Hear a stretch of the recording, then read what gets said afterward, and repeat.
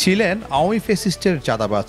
BNP নেতাদের যোগ সাজসে এখন বনে গেলেন ভেবি ট্যাক্সি ড্রাইভার ইউনিয়ন সমিতির সভাপতি ফারুক আহমেদ। চট্টগ্রাম পরিবহন খাতে এক আতঙ্কের নাম।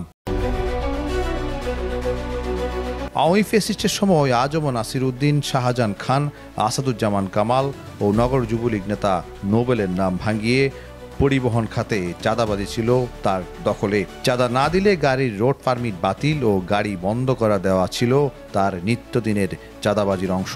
কেউ প্রতিবাদ করলে অত্যন্ত কৌশলে তৎকালীন পুলিশের কিছু অসৎ কর্মকর্তাদের মাধ্যমে কৌশলে মামলা বাণিজ্য করত চাঁদাবাজ ফারুক। এই সিন্ডিকেটের জ্বালায় তৎকালীন সময়ে সাধারণ চালকগণ অসহায় ও নিরুপায় ছিলেন। চাঁদা না দিলে চলত হামলা আর মামলার শিকার হতেন অনেকেই। সেই আওয়ামী চাঁদাবাজ এখন আর আওয়ামী ফ্যাসিস্টের দোসর নয়। কিছু নেতার যোগ সাজসে মুহূর্তেই বদলে গেলেন দলীয় পরিচয়। এখন তিনি শ্রমিক দলের বড় নেতা।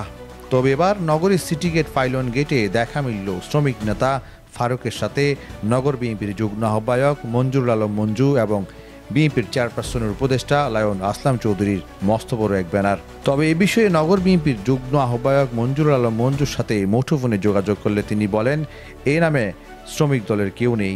আওয়ামী লীগের দোসরদের সাথে আমাদের কোনো সম্পর্ক নেই। আমাদের দলের এটা অত্যন্ত দুঃখজনক। না, আমাদের সাথে এদের কোনো সম্পর্ক নাই।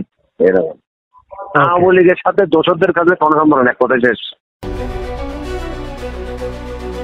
তবে এখানে শেষ নয়। নগরীতে পুলিশের নাম ব্যবহার করে শীর্ষ চাঁদাবাজ সোর্স অলির সাথে শ্রমিক নেতা ফারুকের রয়েছে বিশেষ সখ্যতা।